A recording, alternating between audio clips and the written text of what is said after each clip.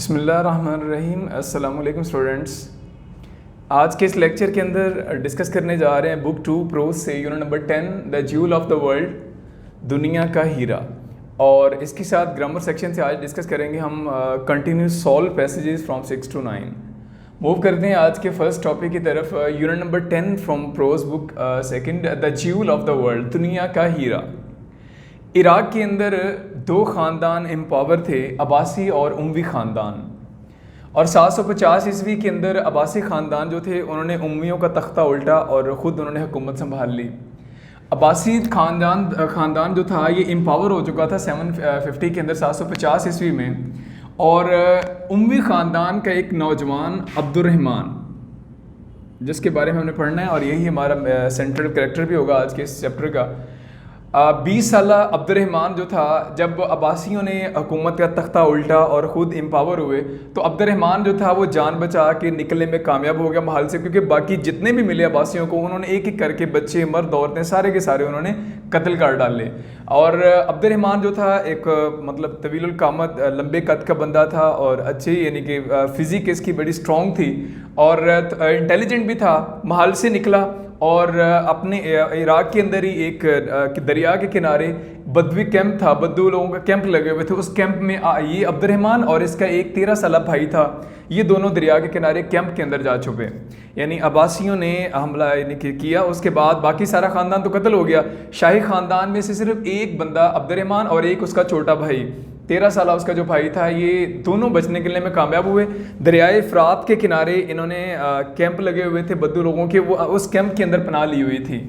अचानक एक दिन इन्होंने क्या देखा, रात का टाइम था, कुछ दिन गुजर गए थे इनको दरिया के किनारे उन्हीं कैंपों के अंदर रहते हुए और किसी को मालूम नहीं था।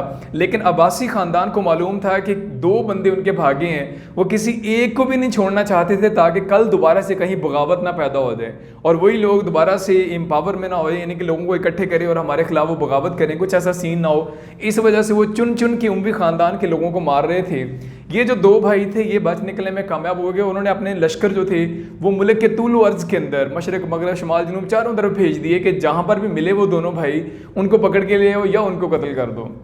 वो उनका एक काफ़िला जो था वो क्या नाम है, गश्त करता हुआ, सर्च करता हुआ दरियाए फ़रात के किनारे भी पहुँचा। रात का टाइम था और अब्दुर्रहमान ने जो ही आते हुए देखा, घोड़ों की टापें सुनी और उसने देखा कि वो झंडे उनके हाथों में जो है वो अब्बासी ख़ानदान के हैं। उसने अपने भाई को साथ लिया, फ़ौरन ही दरिया के अंदर छलांग लगा दी। अब दरिया का पानी का बहाव बड़ा तेज़ था। अब्दुर्रहमान और उसका भाई तैरते हुए सेंटर तक पहुँच चुके थे और अब्बासी ख़ानदान के जो सिपाही थे वो पीछे दरिया के किनारे खड़े थे।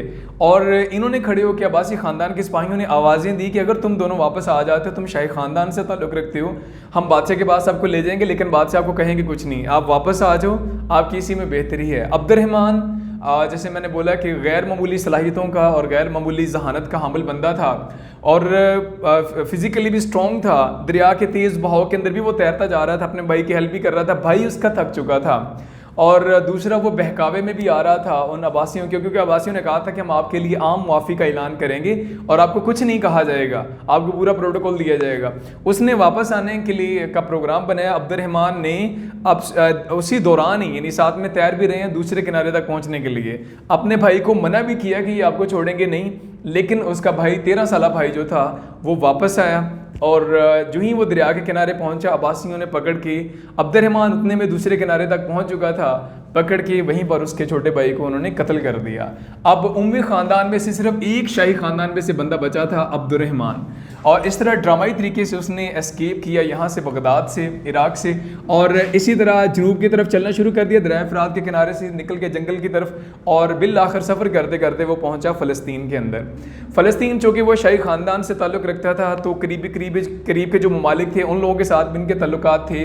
तो फ़लस्तीन के अंदर इसने एक दोस्त के साथ, वहाँ पर इसको एक दोस्त मिला जो एलिट फैमिली से बिलोंग करता था। उस दोस्त की मदद के साथ इसने जनूब की तरफ सफ़र शुरू कर दिया फ़लस्तीन से और बिल आखिर यह पहुँचा शुमाली अफ्रीका। यानी कहाँ से, इराक से निकला, दरिया फ़रात क्रॉस करते हुए पहुंचा फ़लस्तीन, फ़लस्तीन से एक दोस्त को लिया और वहाँ से मूव करता हुआ पहुंचा कहाँ पे, शुमाली अफ्रीका। और शुमाली अफ्रीका के अंदर जो ही ये शहर के अंदर पहुंचा, शुमाली अफ्रीका के अंदर, नॉर्थ अफ्रीका में, तो नॉर्थ अफ्रीका के अंदर भी उस वक्त तक अब्बासी लोगों ने अपने बंदे भेजे हुए थे, अपने जसूस भेज दिए थे कि अगर कोई मूव करता है फ़लस्तीन के अंदर, शुमाली अफ्रीका के अंदर और मुल्क जितनी रियासतें थीं उनके अंदर भी अपने जसूस भेज दिए थे कि अब अगर अब्दुर्रहमान आपको यहाँ पे कहीं भी दिखाई दे तो उसको फ़ौरन ये वहाँ पे कत्ल कर दिया जाए। तो इसने देखा कि जो ही ये शहर के अंदर दाखिल हुआ तो बहुत सारे जसूस जो थे इसको नज़र आए, जो इसका ताक़ुब कर रहे थे। बड़ी मुश्किल से बचता बचाता एक शहर से दूसरे शहर, दूसरे से तीसरे, तीसरे से चौथे, बिल आखिर नॉर्थ अफ्रीका के अंदर ही 5 साल का सफ़र तय करने के बाद नॉर्थ अफ्रीका के जनूब के अंदर उसके सिटी सियोता के अंदर पहुंचा। यानी नॉर्थ अफ्रीका के अंदर ही 5 साल तक कभी एक कस्बे से दूसरा कस्बा, दूसरे से तीसरा, कभी जंगलों का सफ़र, यानी छुपता छुपाता बड़ी मुश्किल से जब ये पहुंचा सियोता के अंदर, जो जनूब के अंदर वाक़या था नॉर्थ शुमाली अफ्रीका के 5 साल के बाद, तो यहाँ पर मेजॉरिटी जो थी लोगों की, रहने वालों की, वो बर्बर नस्ल के लोग थे और अरबी नस्ल थी, बर्बर नस्ल के लोग जो थे। और इसने भी जाके अपना इंट्रोडक्शन करवाया, इसने इंट्रोडक्शन करवाया कि मैं इस तरह शाही ख़ानदान से ताल्लुक़ रखता हूँ, और उसकी वालदा जो थी वो बर्बर नस्ल से बिलोंग करती थी। अब्दुर्रहमान की जो मदर थी वो बर्बर नस्ल से बिलोंग करती थी। जो ही सियूता का जो शहर का हेड था, जो मेयर था, उसको जब ये बताया गया कि उसकी वालदा भी क्या नाम है, बर्बर नस्ल से थी और दूसरा ये भी शाही ख़ानदान से है, तो उन लोगों ने भरपूर वेलकम किया इसका, शानदार इस्तकबाल किया इसकी माँ की तवज्जो से कि वो भी इसी नस्ल से बिलोंग करती थी, और इसको सियूता के अंदर सिक्योरिटी भी प्रोवाइड की गई। अब यहाँ पर इसको मुकम्मल तरह की सिक्योरिटी भी थी, रहने के लिए घर भी मिल गया, हर चीज़ यानी तमाम सहूलियात इसको दे दी गई थी। लेकिन अब अब्दुर्रहमान जो था वो एक ज़हीन बंदा था और वो टिक के बैठने वाला बंदा नहीं था। ये नहीं था कि सहूलियात मिल गई हैं, जान बच गई और बस अब बाकी सारी ज़िंदगी इसी तरह गुमनामी के अंदर गुजार दी जाए। इसने कुछ देर वहाँ पर क़याम किया, कुछ बर्बर नस्ल के लोगों को अपने साथ मिलाया और उसके बाद इसने रुख किया जनूबी स्पेन का, ठीक है, वेस्टर्न हिस्पानिया का इसने रुख किया, कुछ बर्बर नस्ल के लोगों को लेके वहाँ पे गया। जब वहाँ पे गया तो उस वक्त जो स्पेन का इलाका था, उस वक्त स्पेन का इलाका जो था वो क्या नाम है, डिस्प्यूटेड टेरिटरी था, यानी यहाँ पर बगदाद के लोगों ने अपनी फ़ौज बिठाई हुई थी, कब्ज़ा ही समझने किया हुआ था इस इलाके के अंदर स्पेन के ऊपर। तो वहाँ पर जो आर्मी थी, अब्बासिड लोगों ने जो आर्मी वहाँ पे अपॉइंट की थी, वो आर्मी भी बर्बर नस्ल के लोगों पर मुश्तमिल थी। काफ़ी तादाद के अंदर लोग यहाँ पर अपॉइंट किए हुए थे इस इलाके पर कब्ज़े के लिए भी, अब्बासियों ने इराक से यानी बंदे यहाँ पे अपॉइंट किए हुए थे। जब ये बंदा अब्दुर्रहमान जो गैर मामूली सलाहियतों का हामिल भी था और इसके साथ मौजूद लोग भी बर्बर नस्ल के थे, जब ये वहाँ पर गया तो अब्बासी आर्मी का जो हेड था वहाँ पर उससे मिला, उससे अपना इंट्रोडक्शन करवाया। अब्बासी आर्मी की उस वक्त जो वहाँ पे अपॉइंटेड आर्मी थी, उसका हेड जो था वो भी बर्बर नस्ल से ही बिलोंग करता था, तो इसको बहुत ज़्यादा फेवर मिली। इसके साथ जो मौजूद आर्मी थी वो भी बर्बर थी, यहाँ पर जो अपॉइंटेड आर्मी थी वो भी सारी बर्बर नस्ल की थी, और इसने इसी चीज़ का फ़ायदा उठाते हुए इनके साथ कोलेशन किया, और ये सारी आर्मी जो थी वो भी इनके माताहत यानी अब्दुर्रहमान के अंडर काम करने पर तैयार होगी। इसके बाद इसने एक शहर से दूसरे, दूसरे से तीसरे, तीसरे से चौथे शहर में सफ़र किया। चंद सालों के अंदर अंदर इसने पूरे स्पेन के ऊपर अपनी हुकूमत कायम कर ली। यानी सिर्फ इसको फ़ायदा किस चीज़ को हुआ, इसकी जो वालदा बर्बर नस्ल से बिलोंग करती थी, इस वजह से लोग जो थे वो इसकी ज़ेर निगरानी, इसके अंडर रह के काम करना लोगों ने शुरू किया। हत्ता कि अब्बासियों की तरफ से जो अपॉइंट की हुई आर्मी थी, उस आर्मी ने भी अब्दुर्रहमान का साथ देने का फ़ैसला कर लिया। इसके बाद पूरे ऑल ओवर द स्पेन इसको वेलकम किया गया और ये स्पेन का एक एक्टिव लीडर बन गया उस वक़्त, और साथ ही इसने अपनी आर्मी जो थी उसको बड़ा मैनेज किया हुआ था। यानी जितने लोग थे जो साथ लेके आया था नॉर्थ अफ्रीका से, वो लोग भी, जो लोग यहाँ से स्पेन से साथ मिले थे, वो भी मिल के इसने एक बड़ी ज़बरदस्त स्ट्रॉन्ग आर्मी तैयार कर ली थी। ये न्यूज़ पहुँची इराक के अंदर उस वक्त के अब्बासी जो खलीफा था उसको, और अब्बासी खलीफा ने देखा कि ये तो हमारे लिए कल ख़तरा साबित हो सकता है। फ़ौरन वहाँ से अपने एक गवर्नर को भेजा एज एन एम्बेसडर, एक सफ़ीर बना के भेजा। सिर्फ इसलिए भेजा था ताकि वहाँ की सूरत हाल का जायज़ा लिया जाए कि क्या सूरत हाल है, ताकि हम उसको कंट्रोल किस तरह से किया जा सकता है। अम्बेसडर जो ही स्पेन के अंदर आया तो अब्दुर्रहमान ने वार्मली वेलकम किया, और उसके बाद वेलकम का अंदाज़ थोड़ा डिफरेंट था। इस बंदे ने क्या किया, उसको खाने पे इनवाइट किया, खाना खिलाने के बाद अपॉइंटमेंट लेटर और प्लस उसको क्या नाम है, कत्ल किया, उसका सर कलम किया, सर काले रंग के क्या नाम है परचम के अंदर लपेटा, साथ अपॉइंटमेंट लेटर भी था कि इसको हम ऑफिशियली अपॉइंट कर रहे हैं यहाँ पे। ये अपॉइंटमेंट लेटर और ये सर जो था कटा हुआ, ये पहुँचा दिया उसने बगदाद के अंदर, इराक के अंदर। और जो ही इराक के उस वक़्त के वहाँ के हेड ने ये चीज़ देखी, यानी अब्बासी ख़ानदान का जो लीडर था, उसने जब ये देखी तो उसने बड़े अहम कलिमात कहे थे कि शुक्र है खुदा का कि हमारे और इस तरह के दुश्मन मुल्क के दरमियान एक दरिया फ़रात मौजूद है जो तेज़ लहरों वाला बहता हुआ दरिया है। यानी खौफजदा हो गई थी अब्बासी गवर्नमेंट जो थी कि इसने क्या किया, क्योंकि सफ़ीर का कत्ल इंटरनेशनल लॉज की खिलाफ वर्जी है। किसी भी तरह की सूरत हाल हो, एम्बेसडर को कत्ल नहीं किया जाता। कत्ल करने का सीधे सीधा मतलब होता है कि हम जंग के लिए तैयार हैं। अब ये जो उसकी एक ट्रिक थी, एक चाल थी अब्बासियों के खिलाफ कि, और वो चाल कामयाब होगी, काम कर गई। और उसकी रीज़न क्या थी, वो अब्बासियों को हर सूरत में हमला करने से रोकना चाहता था। जो ही उसने ये दिया, इसका मतलब था कि हम जंग के लिए बिल्कुल रेडी हैं, अब जब चाहें हमला कर सकते हैं। तो अब अब्बासी ख़ानदान जो था, उसने वो जो प्लान था उसके दिमाग के अंदर कि हम हमला करेंगे, स्पेन के ऊपर भी कब्जा कर लेंगे, उन्होंने वो प्लान फ़िलहाल उस वक़्त के लिए उन्होंने तर्क कर दिया। और ये चीज़ जो थी इसको मज़ीद स्ट्रॉन्ग करने का सबब बनी। जब उसने देखा कि अब हमें इराक़ की तरफ से भी कोई ख़दशा नहीं है, तो इसने फिर क्या नाम है, अपने आप को मजबूत बनाने के लिए और उमवी डायनेस्टी को स्ट्रॉन्ग करने के लिए 40,000 जो बर्बर थे उनकी एक ट्रेंड आर्मी तैयार की। जैसे मैंने बताया पहले भी आपको कि कुछ नॉर्थ अफ्रीकन थे शामिल, कुछ स्पेनिश शामिल थे, सारे मिला के इसने 40,000 बर्बर्स लोग तैयार किए और इनकी एक स्ट्रॉन्ग आर्मी तैयार की। और ये आर्मी ट्रेंड आर्मी थी, इनके पास इक्विपमेंट भी सारे थे और ट्रेनिंग भी थी। और साथ ही उसने स्पेन के अंदर ही तैतला सिटी के अंदर ही एक सोल्ड बनाने वाली, एक तलवारें बनाने वाली एक फैक्ट्री भी लगा दी। और ये फैक्ट्री बाद में इतनी मशहूर हुई कि इसने स्पेन को भी बहुत ज़्यादा असला फराहम किया और करीबो ज्वार के ममालिक को भी इन्होंने असला जो है वो एक्सपोर्ट करके यहाँ से भी रेवेन्यू जनरेट करना शुरू कर दिया। तो बहुत ज़्यादा मशहूर मारूफ ये ततला की फैक्ट्री, जिसको बाद वाले तमाम जो उमरा है उन्होंने इसको एक्सटेंशन भी दी। अपनी तलवार साजी का इन्होंने अदारा लगाया। उसके बाद 40,000 बर्बर पर मुश्तमिल इन्होंने ये क्या नाम है आर्मी तैयार की। 773 के अंदर 1773 के अंदर इन्होंने एक और अहम काम किया। करीबी इलाके जितने थे उनके ऊपर इराकी गवर्नमेंट की क्या नाम है बड़ा असर था, इन्फ्लुएंस था। और तमाम करीबी ममालिक के अंदर भी हर जुमे के खुतबे के अंदर अब्बासी जो फैमिली थी, उनके जो सरबराहान थे, उनका नाम लिया जाता था। 1773 के अंदर इसने फ्राइडे सरमन से जो अब्बासीड फैमिली का नेम था वो रिमूव करवा दिया। अब स्पेन वो पहला मुल्क था करीब वाले ममालिक में से जिसने अब्बासी ख़ानदान का नाम ख़त्म करवा दिया था जुमे के खुतबे से भी।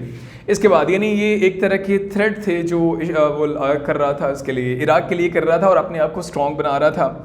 इसके बाद जंग और अमन, जिस तरह से जंग के लिए उसके पास तदाबीर थी, किस तरह से नॉर्थ अफ्रीकन को मिलाया, किस तरह से स्पेनिश लोगों को मिलाया और उस मुल्क का ना होने के बावजूद भी किस तरह से एक कामयाब हिकमत अमली के साथ पूरे स्पेन का एक हाकिम बन के बैठ गया।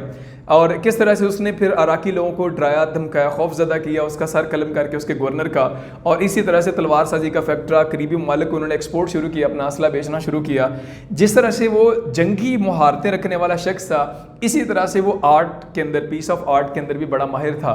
यानी आम जो फ़नून होते हैं क्या नाम है, जिसके अंदर मुल्की खुशहाली की बात करें अगर हम, या मुल्की लेवल की बात करें, तो इंडस्ट्रीज़ का फ़रोग या बाकी चीज़ों का फ़रोग, इस तरह के कामों के अंदर भी वो बड़ा एक्टिव था।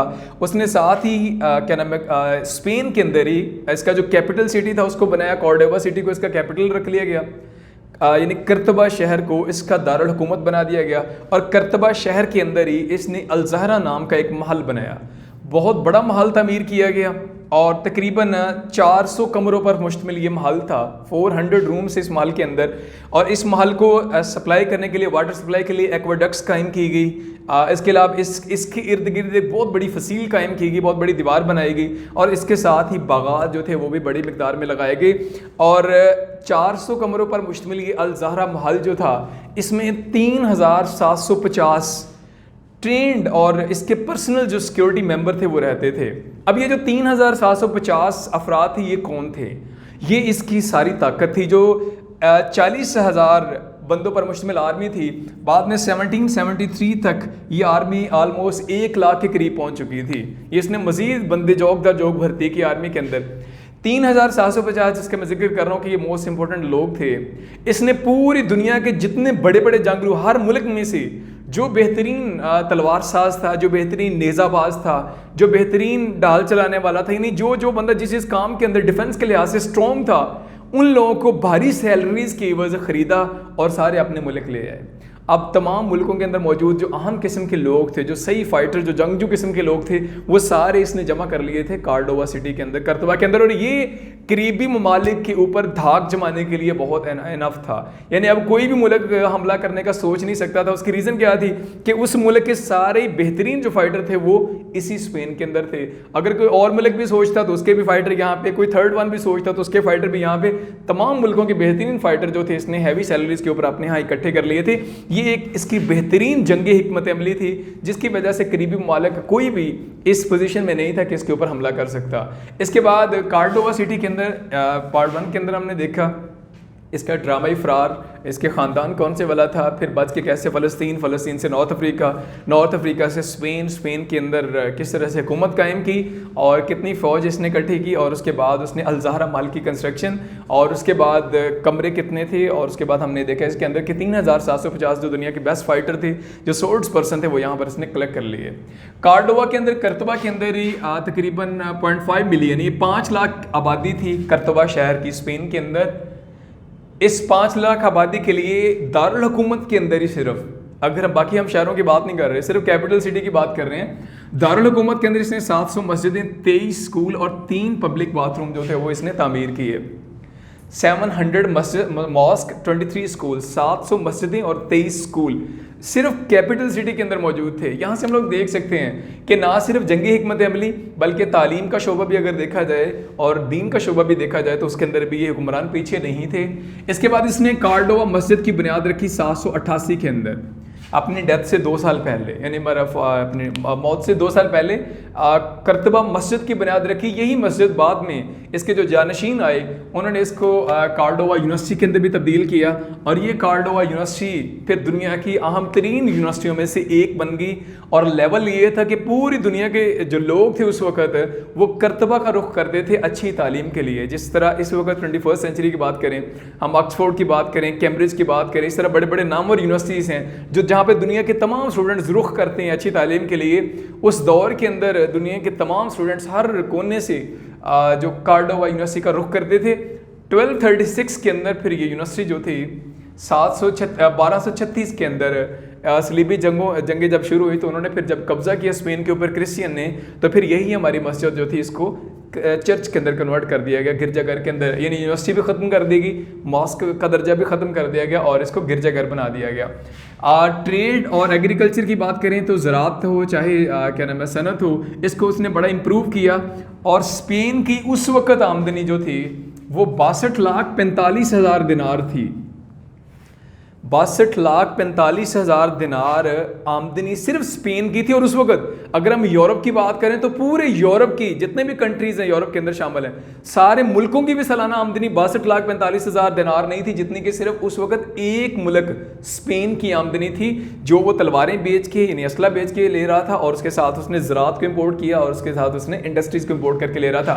अब 62,45,000 दिनार जो इनकम थी, जो नेशनल रेवेन्यू था, इसको 3 हिस्से में डिवाइड किया जाता था। एक हिस्सा आर्मी पे सर्व किया जाता था, एक हिस्सा पब्लिक वेलफेयर के लिए, और तीसरा हिस्सा शाही खजाने के अंदर महफूज कर लिया जाता था। बड़ी कामयाब हिकमत अमली थी, अपनी आर्मी को भी स्ट्रॉन्ग किया हुआ था, पब्लिक वेलफेयर के काम भी पीछे नहीं थे, और उसके साथ मुल्क के पास सेविंग भी एनफ मकदार में थी। 73 साल की उम्र के अंदर इसकी डेथ होती है, अब्दुर्रहमान वन की डेथ होती है।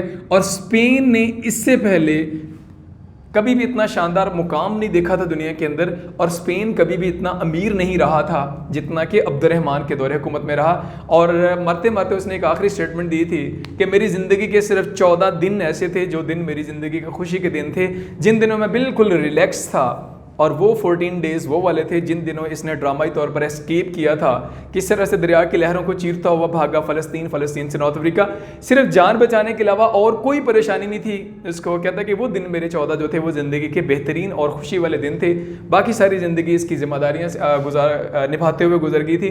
इस तरह शॉर्ट से रिव्यू देखा हमने ज्यूल ऑफ द वर्ल्ड में पार्ट 1 के अंदर अब्दुर्रहमान वन का।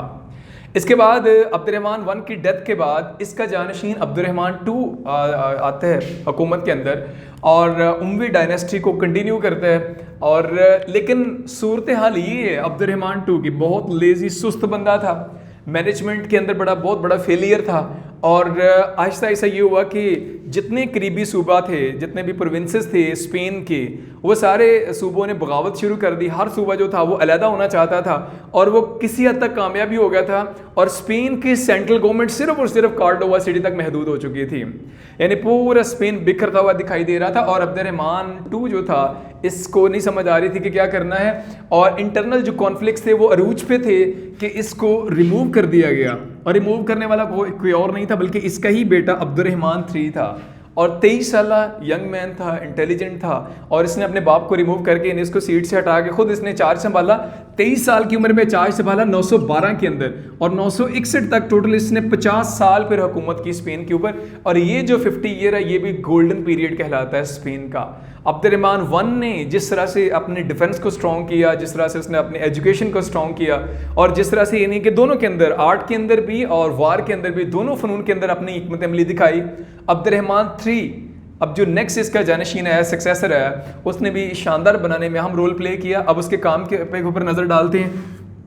आते उसने सबसे पहले एग्रीकल्चर को इम्प्रूव किया, अपनी ज़राअत को, और क्योंकि बहुत बड़ा हिस्सा जो था वो उनके प्रोडक्ट जो उनकी GDP थी उसका बहुत बड़ा हिस्सा एग्रीकल्चर पे डिपेंड करता था। इसको इम्प्रूव किया, उसने नहरी निज़ाम लॉन्च किया, उसके बाद उसने अंगूरों की काश्त का आगाज़ किया, चावल की फसल, गन्ने की फसल, कॉटन की फसल, उसके बाद figs, dates, peach and saffron, ज़ाफ़रान तक, यानी जितनी अहम फसलें थीं जो दूसरे ममालिक के अंदर पैदा की जाती थी, वहाँ से सीड्स इंपोर्ट करके अपने मुल्क के अंदर भी हर तरह की फसल जो वो पैदा करना शुरू की। और इसका भी ये फ़ायदा हुआ कि रेवेन्यू जो था वो इंक्रीज़ होना शुरू हो गया, GDP इंक्रीज़ होना शुरू हो गई। सिविल इस इंपॉर्टेंट बंदरगाह थी स्पेन की, बहुत बड़ी बंदरगाह थी, इसने उसको एक्सटेंशन भी दी सिविल बंदरगाह को। बिगेस्ट सी पोर्ट थी स्पेन की, और यहाँ से तिजारत की जाती थी पूरी दुनिया को। और स्पेन की ज़्यादा तिजारत होती थी मक्का के साथ, बगदाद के साथ और दमिश्क के साथ, इन 3 ममालिक के साथ वो ज़्यादा, और यहीं से वो रेवेन्यू जनरेट करते थे। और इसके बाद इसने पोस्टल यानी डाक का जो निज़ाम था उसको भी बाकायदा किया, डाक का सिस्टम भी शुरू किया। और दिनार और दिरहम 2 इसने क्या नाम है करेंसी यूनिट्स जो थे वो लॉन्च किए। दिनार जो था वो गोल्ड का यूनिट समझा जाता था, और दिरहम जो था वो सिल्वर का यूनिट समझा जाता था। और सूरत हाल ये थी कि ये दिरहम और दिनार उस वक्त पूरे यूरोप के अंदर चलते थे, यानी यूरोपियन ममालिक के अंदर अपनी कोई करेंसी इस्तेमाल नहीं करते थे, सिर्फ दिरहम और दिनार जो स्पेन की करेंसी थी वही पूरे यूरोप के अंदर चलती थी करेंसी। यानी यहाँ से हम लोग स्पेन की इंपॉर्टेंस देख सकते हैं, यहाँ से हम लोग आइडिया लगा सकते हैं कि स्पेन का उस वक्त लेवल क्या था।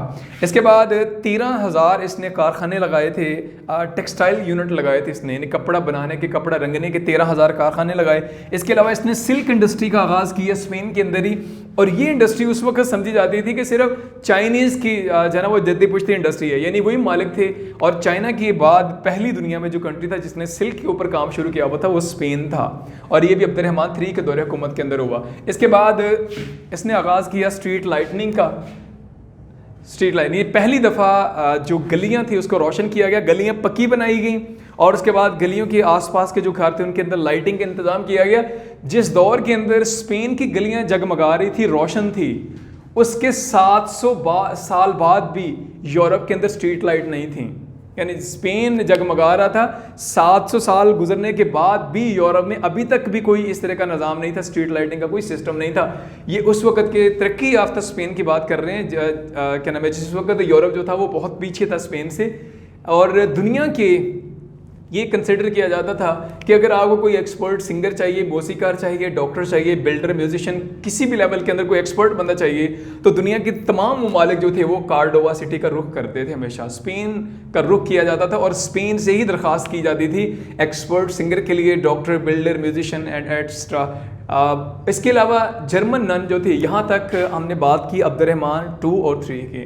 अब्दुर्रहमान II का दौरे हुकूमत बड़ा शॉर्ट पीरियड था, उसकी रीज़न के बहुत बड़ा फेलियर था स्पेन के लिए, और उसको जब रिप्लेस किया गया अब्दुर्रहमान III के साथ, 23 ईयर के यंग मैन के साथ, तो उसने फिर किस तरह से अपनी ज़राअत को इम्पोर्ट किया, किस तरह से इंडस्ट्री को उसने इम्प्रूव किया, और किस तरह से उसने मुल्क की सूरत हाल के अंदर बेहतरी लगाई। टेक्सटाइल यूनिट्स इंस्टॉल किए गए, नए स्ट्रीट लाइटनिंग का इंतज़ाम किया गया, और दुनिया के बेस्ट सिंगर, दुनिया के best doctors, best builders, best musician, सब ऑल इन ऑल जो था कार्डोवा के अंदर मौजूद हुआ करते थे। इस सारी चीज़ों से मुतासर होके जर्मन की एक राहिबा ने फिर कहा था कि Spain has now become the jewel of the world, कि स्पेन असल में दुनिया का एक हीरा है।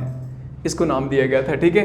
कार्डोवा सिटी के लिए उसने असल में ये कहा था कि it is a jewel of the world, कि ये दुनिया का एक हीरा शहर है, यानी ऐसी चीज़ है जिसमें हर चीज़ ऑल इन वन और परफेक्ट चीज़ आपको मिलेगी। तो ये जो हमारे लेसन का नाम है ज्यूल ऑफ द वर्ल्ड, ये एक जर्मन सेक्शन नन के अल्फाज थे जिसने ये कहा था कि इस वक्त जो स्पेन है वो दुनिया का एक हीरा है।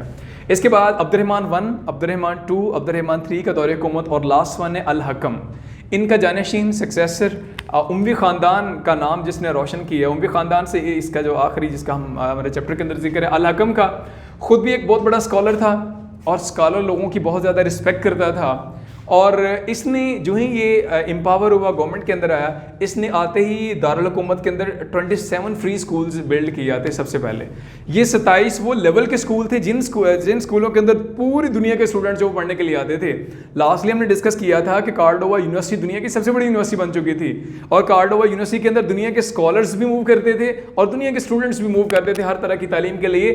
ये जो 27 स्कूल्स बनाए गए थे, ये भी बड़े लेवल के स्कूल थे जहाँ पर पूरी दुनिया के स्टूडेंट जो थे मूव किया। और कार्डोवा यूनिवर्सिटी जो थी वो दुनिया की प्रेसिडेंट बनी उस वक्त निज़ामिया यूनिवर्सिटी बगदाद के अंदर और अल अज़हर यूनिवर्सिटी मिस्र के अंदर, और ये 2 यूनिवर्सिटियाँ दुनिया की पाए की यूनिवर्सिटी समझी जाती थी।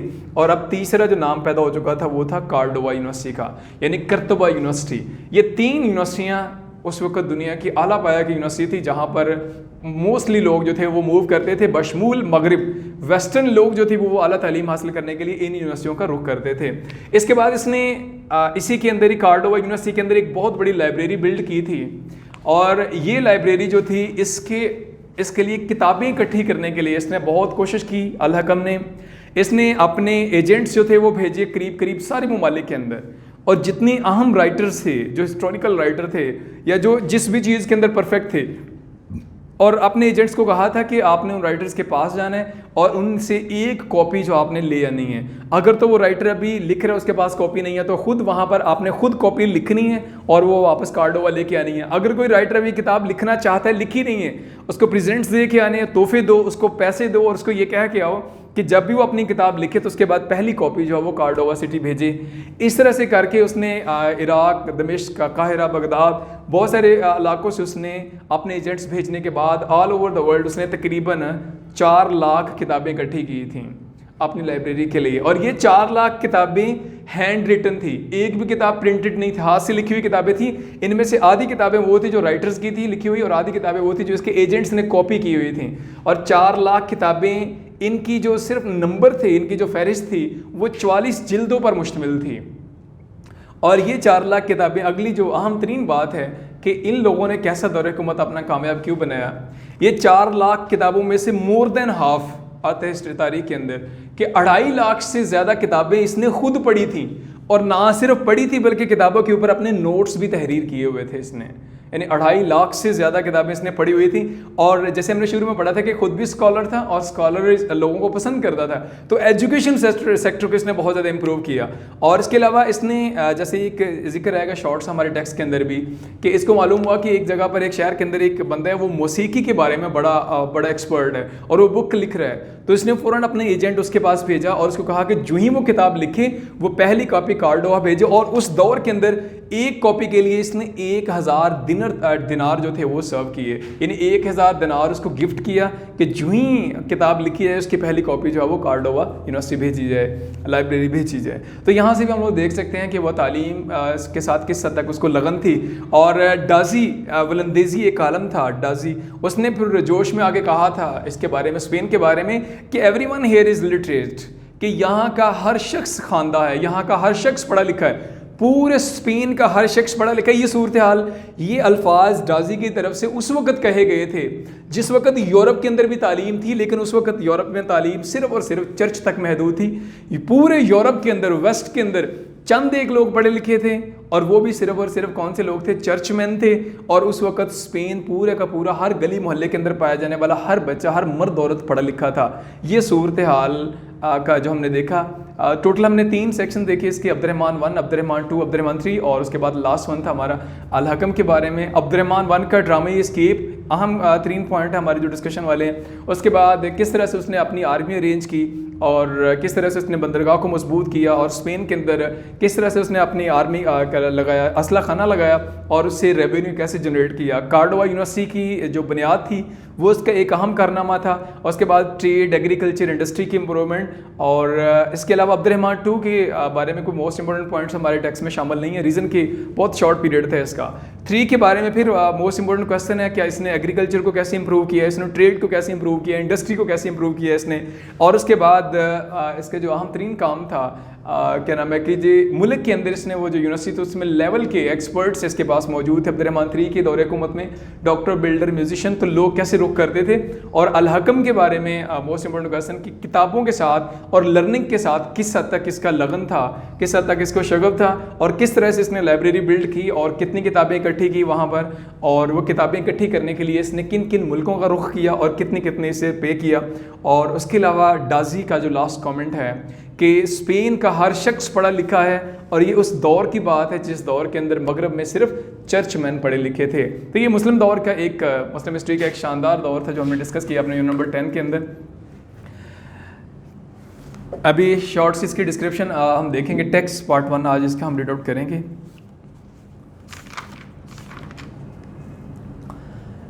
Jewel of the world unit number 10 from book 2 line number 1 देखते हैं। It was in the 750 that the Umayya dynasty in दमिश्क वाज ओवरथ्रोन की जो उमवी ख़ानदान की बादशाहत थी वाज ओवरथ्रोन, उसको ओवरथ्रो कर दिया गया, तख्ता उल्ट दिया गया बाय अब्बासिड फैमिली, अब्बासी ख़ानदान ने। And accession of the Abbasi to the khilafat was signalized और इस तरह से अब्बासी जो थे वो उनकी तख्त नशीनी जो थी वो शुरू होगी बाय रुथलेस एक्सटर्मिनेशन। और उन्होंने अपनी खिलाफत का आगाज़ किया बाय रुथलेस बेरहमाना एक्सटर्मिनेशन, सफाया या ख़ात्मा, बड़े बेरहमाना तरीके से उन्होंने सफाया किया उम्वियों का of every member of the defeated house, जो जिनको उन्होंने फतह शिकस्त दी हुई थी, शिकस्त खुर्दा जो घर था, जो फैमिली थी, on whom the victor could be lay their hands, यानी जो भी उनको फ़र्द मिलता था उसके ऊपर हाथ डालते थे और उसको सफाया कर देते थे। बड़े जालिमाना, बड़े सफाकाना तरीके से अब्बासियों ने अपनी खिलाफत का आगाज़ किया। अमंग द वेरी फ्यू, उन चंद लोगों के दरमियान, हु एस्केप, जो बच निकले, वाज अ यूथ ऑफ 20, वो चंद लोग जो उम्वी ख़ानदान से बच निकले उनमें 20 साला बंदा अब्दुर्रहमान भी शामिल था। अ स्ट्राइकिंग यंग मैन, एक पुरकशिश खूबसूरत नौजवान, टाल, लंबा, लीन, दुबला पतला, विद शार्प एक्विलाइन फीचर, एक्विलाइन फीचर मतलब तीखे नकूश, यानी इसकी जो लुक थी वो बड़ी खूबसूरत थी। एंड रेड हेयर, सुरख बाल, a youth of exceptional nerve and ability, गैर मामूली नर्व, हौसला, एंड एबिलिटी और काबिलियत, गैर मामूली हौसले और काबिलियत वाला शख्स था। It was he who made his way to Spain, ये वही शख्स था जिसने स्पेन के अंदर अपना रास्ता बनाया, अपनी हुकूमत बनाई। Forced his way to mastery, और वहाँ की बादशाहत के साथ लड़ाई की। And kept in power there, और वहाँ पर बादशाहत को कायम किया। द उमैया डायनेस्टी, और इस तरह से उम्वी ख़ानदान की जो बादशाह थी उसका सिलसिला शुरू किया। Which was wipe out in the east, जो मशरक़ के अंदर बिल्कुल ख़त्म हो चुकी थी। यानी फर्स्ट और सेकंड पैराग्राफ फर्स्ट के अंदर देखा कि 750 में किस तरह उन्होंने उल्टा तख्ता और एम्पावर हुए ज़ालिमाना तरीके से, और उसके बाद किस तरह से अब्दुर्रहमान जो था वो बच निकलने में कामयाब हुआ। और बड़ी एक्विलाइन फीचर, शार्प, लीन, टाल, रेड हेयर अब्दुर्रहमान जो था वो किस तरह से दोबारा अपनी उम्वी ख़ानदान की बादशाहत कायम करने में कामयाब हुआ। Story of his escape is dramatic, इसकी जो बच निकलने की दास्तान है वो बड़ी ड्रामाई है। ही वॉज इन बदविन कैंप, वो एक खाना मदोश कैंप के अंदर मौजूद था। On the left bank of the Euphrates river, दरिया फ़रात के बाएं किनारे। One day when horseman carrying the black standards भी झंडे के लिए, फ्लैग के लिए यूज़ किया जाता है, जो स्पेशल किसी पार्टी का फ्लैग उसके लिए स्टैंडर्ड भी यूज़ करते हैं। तो कहते हैं कि इसने देखा शाम के टाइम, रात के टाइम कि लोग घुड़सवार आ रहे हैं, उन्होंने झंडे उठाए हुए हैं ऑफ द अब्बासी ख़ानदान के। सडनली अपीयर्ड, अचानक से वो ज़ाहिर हुए कैंपों के पास। विद इज 13-year-old ब्रदर, अपने 13 साला भाई के साथ। Abdurrahman dash into the river, Abdurrahman ने जल्दी से दरिया में छलांग लगाई। Younger brother evidently a poor swimmer, नौजवान जो उसका भाई था और देखा कि वो बड़ा पुअर स्विमर था, उसकी तैराकी इतनी अच्छी नहीं थी। बिकेम फ्राइटेंड, वो डर गया। He did the reassurance shouted, reassurance यकीन दहानी, और हीड मीन तवज्जो देना, उसने तवज्जो देनी शुरू की उस यकीन दहानी पर। शाउटेड फ्रॉम द बैंक, जो किनारे से पुकारी जा रही थी, that he would be unharmed, कि आप लोग बिल्कुल महफूज रहोगे, इफ़ यू रिटर्न, अगर वो वापस आ जाए, एंड स्विम बैक, और इस तरह वो वापस चला गया। यानी वो हिम्मत हार गया और पीछे से यकीन दहानी भी करवाई जा रही थी अब्बासियों की तरफ से कि वापस आ जाओ, आपको महफूज रखा जाएगा, और इस तरह से उनकी बातों में आया और वापस चला गया। ही वॉज किल्ड, उसे मार दिया गया। The older boy kept on and gain the opposite bank, जबकि उसका बड़ा भाई जो था उसने सफ़र जारी रखा दरिया के बीचों बीच और अगले किनारे पहुंचा। अफुट, पैदल, फ्रेंडलेस, बेयारो मददगार, एंड पेनीलेस, और मुफलिस, यानी अकेला था, बेयारो मददगार था, मुफलिस कंगाल था, कुछ नहीं था। ही सेट आउट साउथ वेस्टवर्ड, और वो जनूब मगरब की तरफ उसने सफ़र शुरू किया। Made his way after great hardship to फ़लस्तीन, और बड़ी मुश्किलों के बाद फ़लस्तीन जा पहुंचा। फाउंड वन फ्रेंड देयर, वहाँ पर एक दोस्त मिला। And set off again toward the west, और दोबारा जनूब का सफ़र शुरू किया। In North Africa he barely escape assassination, जब वो पहुंचा शुमाली अफ्रीका, बड़ी मुश्किल से एस्केप बचा असैसिनेशन, कत्ल होने से, at the hands of the governor of the province, उस सूबे के गवर्नर के हाथों। Wandering from tribe to tribe, एक कबीले से दूसरे कबीले मूव करता रहा। Always pursued by spies of the new dynasty, जबकि जसूस जो थी, स्पाइज, मुसलसल इसका पीछा कर रहे थे। ही फाइनली रीच सियोता, आखिरकार वो सियोता पहुंचा। 5 ईयर्स लेटर, 5 साल के बाद, यानी इस नॉर्थ अफ्रीका के अंदर ही छुपता छुपाता बिल आखिर 5 साल के बाद ही विद इन नॉर्थ अफ्रीका वो सियोता में पहुंचा। He was the grandson of the 10th caliph of the दिमिश्क, वो दिमिश्क के 10वें खलीफा का पोता था। एंड इज मेटरनल अंकल्स, और उसके जो मामू थे, वर बर्बर्स, वो बर्बर्स थे, from the district of north Africa, उनका ताल्लुक, यानी उसके मामू का ताल्लुक भी नॉर्थ अफ्रीका से था। And they offered him refuge, इसलिए उन्होंने उसे रेफ्यूज, उसे ऑफर की, पनाह दी। इन द साउथ स्पेन, और स्पेन के जनूब के अंदर, across strait from Ceuta, Ceuta बंदरगाह के बिल्कुल समुद्री रास्ते, वर स्टेशन सीरियन ट्रूप्स, यानी अब स्पेन के जनूब में, उधर से नॉर्थ अफ्रीका का एंड था, शुमाली अफ्रीका का एंड था, और 7 बाउंड्री लाइन थी, उसकी स्पेन का एरिया था। तो स्पेन का क्या था, जो जनूबी इलाका था, स्टेशन सीरियन ट्रूप्स, वहाँ पर फौजी दस्ते तैनात थे। फ्राम दिमिश्क, बगदादी लोगों ने वहाँ पर अपने फौजी दस्ते तैनात किए हुए थे स्पेन के अंदर। He made his way to them, वो उनके पास गया, and they accepted him as leader, और उन्होंने उसे अपना लीडर तस्लीम कर लिया। One southern city after another opened its gate to him, एक के बाद दूसरे शहर के लोगों ने अपने दरवाजे उसके लिए खोले। It took him some years more to bring all of Spain to subjection, उसे पूरे स्पेन को अपनी ज़ेरे हुकूमत लाने में टाइम लगा, बट ही परसिस्टेड, लेकिन वो अपने मिशन पर डटा रहा। Abbasid caliph in Baghdad appointed a governor of Spain to contest his rule, अब अब्बासियों ने देखा कि ये कामयाब हो रहा है, अपना एक गवर्नर अपॉइंट किया इसका मुकाबला करने के लिए, मुखालफत के लिए। 2 ईयर्स लेटर, 2 साल बाद, the caliph received a gift from Abdurrahman, Abdurrahman की तरफ से एक तोहफा मिला। And this was the head of his governor, ये उसके गवर्नर का सर था। Preserved in salt and camphor, जिसको काफूर और साल्ट लगा के महफूज किया हुआ था।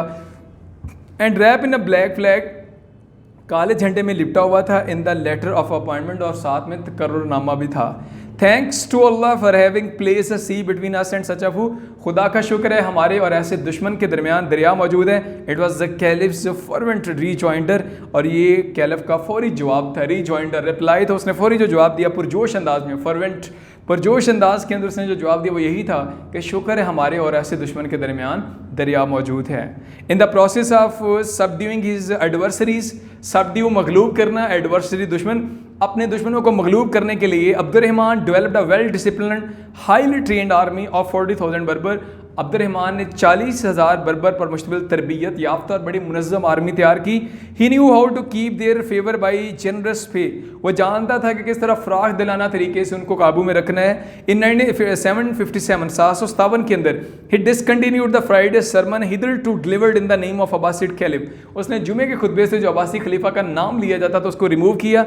But didn't assume the capital caliph title himself, लेकिन अपने लिए खलीफा का लफ्ज़ मुंतखब नहीं किया, यानी खलीफा का नाम लिया जाता था अब्बासियों का, उसका रिमूव किया, उसको ख़त्म किया, लेकिन अपने लिए उसने खलीफा का टाइटल नहीं चुना। He and his successor down to Abdurrahman III contented themselves with the title amir, वो और अब्दुर्रहमान III तक जितने भी जानशीन आए उन्होंने अपने लिए अमीर का टाइटल चुना। Under Abdurrahman I Spain had thus been the first province to shake off the authority of the recognized caliph in Islam। इस तरह से स्पेन वो पहला मुल्क था जिसने जो इस्लामिक गवर्नमेंट थी बगदाद की, उसके खलीफा का नाम जो था वो जुमे के खुतबे से रिमूव किया था। पार्ट 1 आज हम यहाँ पे क्लोज करते हैं। पार्ट फर्स्ट जो था, सेकंड पार्ट इंशाल्लाह मूव करेंगे कल यहाँ तक। पार्ट फर्स्ट के अंदर जो इंपॉर्टेंट पॉइंट्स आए, एक उसका ड्रामेटिक एस्केप था कि किस तरह ड्रामाई तरीके से वो बच निकलने में कामयाब होता है, और उसके बाद फ़लस्तीन से होता हुआ नॉर्थ अफ्रीका किस तरह पहुँचता है, और 40,000 पर बर्बर उसकी जो आर्मी थी उसका किस तरह से फ़ायदा उठाते हुए अपने मुखालफिन जो उनको दबा के रखता है, और जुमे के खुतबे से किस तरह से जो बगदादी गवर्नमेंट, अब्बासी गवर्नमेंट, उनका नाम रिमूव किया जाता है। पार्ट 1 के अंदर हमने यहाँ तक डिस्कस की है, ओवरव्यू इसका देखा है, आप ओवरव्यू को रिपीट कर लीजिएगा और उसके साथ पार्ट 1 की रीडिंग भी। और मूव करते हैं आज के हमारे ग्रामर सेक्शन पे जो सेकंड पार्ट है, और आज हमारे पैराग्राफ हैं फ्रॉम 7 to 9, ठीक है, 7, 8 and 9। मौजूदा सदी में हमारे बड़े बड़े मसाइल में से एक अहम मसला मौलियाती आलूदगी है। इन द करंट और present century one of our great problem is the important problem of environmental pollution. ये मसला ज़्यादा तरक्की पजीर मालिक को दरपेश है। Mostly the developing countries are confronted with this problem. हमारे हर बड़े शहर की फ़िज़ा फैक्ट्रियों और ट्रैफिक के धुएं से आलूदा होती जा रही है। Atmosphere of her big city is getting polluted with the smoke of factories and traffic. सांस की दुश्वारी तो दरकिनार, हत्ता कि बसारत भी मांद पड़ गई है। Not to speak of difficulty in breathing, even eye sight has become foggy. और ज़मीन जिस पर हम चलते हैं वो भी कूड़ा करकट के बायस आलूदा हो रही है। The earth on which we walk is also getting polluted. पानी आलूदा होने के बायस आबी हयात को शदीद ख़तरा लाहक है। Sea life is expose to severe danger on account of water having got polluted. और इस पहलू के बारे में हुकूमत ने अभी सोचा ही नहीं है। The government has not yet even thought of anything about this aspect. और आज का सेकंड पैराग्राफ सॉल्व पैसेजेस में से, मौजूदा दौर में स्कूलों और कॉलेजों के तलबा के लिए फ़ौजी तरबियत बहुत ज़रूरी है। In the present current age military training is quite necessary for the student of schools and colleges. इस वक्त हमारा प्यारा मुल्क बैरूनी अंदरूनी खतरात में घिरा हुआ है। At this time our dear country is confronted with the internal and external threats. इसलिए तलबा को सिपाही बनाना बेहद ज़रूरी है ताकि हमारा मुल्क दफ़ाई एतबार से मजबूत हो सके। बल्कि हमारी राय तो ये है कि हर मुल्क के हर मर्द को फ़ौजी तरबियत दी जाए। Therefore, it is our utmost necessity to make the student soldiers so that our country may be strengthened from defense point of view. Or rather, our opinion is that military training should be given to every man. और इस वक्त हमारे मुल्क में बेशुमार अंजुमनें कायम है जो कौम की तामीर के लिए काम कर रही हैं। At this time numberless societies exist in our country which are working for the construction and progress of the nation. ऐसे तमाम अदारों को अपने हल्के में फ़ौजी तरबियत देने का इंतज़ाम करना चाहिए और तरबियत में बाकायदगी रखनी चाहिए। All such institution should make arrangements to give military training in their respective spheres and they should observe regularity in training. और अलगर्ज़ ये ज़रूरी है कि आम नौजवान मुल्क की हिफाजत के लिए बाकायदा तौर पर फ़ौजी तरबियत हासिल करें। And in short common young person should regularly get military training for the defence of country. और लास्ट पैराग्राफ है सॉल्वेज पैसेज में से, दोस्ती की कोई कीमत नहीं होती, फ्रेंडशिप इज़ प्राइसलेस। ये ऐसी दौलत है जो इस्तेमाल से बढ़ती है। It is such a wealth that increases by use. दुनिया का कोई बैंक इतना बड़ा नहीं जो इसे रख सके। No bank of the world is so big as can preserve it. ये मादी दौलत से कई दर्जा बेहतर है क्योंकि ये दिल को मुतमईन करती है और दिमाग को तक़वियत देती है। It is many times better than material wealth because it gratifies heart and strengthen brain. एक अच्छा दोस्त आम रिश्तेदारों से कहीं बेहतर है। A good friend is far better than mutual relatives. वो आपके मुश्किल में साथ देता है, stands by you in difficulty, और अच्छे हालात में आपकी खुशी में शरीक होता है। And keep sharing your happiness under good circumstances. आप इस पर एतमाद कर सकते हैं, you can depend on it. और आप इस पर, वो आपकी किसी चीज़ में दिलचस्पी नहीं रखता है। He is not interested in anything of yours. उसकी सबसे बड़ी खूबी है कि उसकी सबसे बड़ी दिलचस्पी आप खुद हैं, और मुखलिस दोस्त मुश्किल से मिलता है। You yourself are his greatest interest and a sincere friend is found with difficulty. Second part के जो 3 पैराग्राफ हैं वो भी ग्रामर सेक्शन से कंप्लीट हुए। पार्ट 1 और जो हमारा ग्रामर पार्ट है वो यहाँ पे कंप्लीट होता है आज का।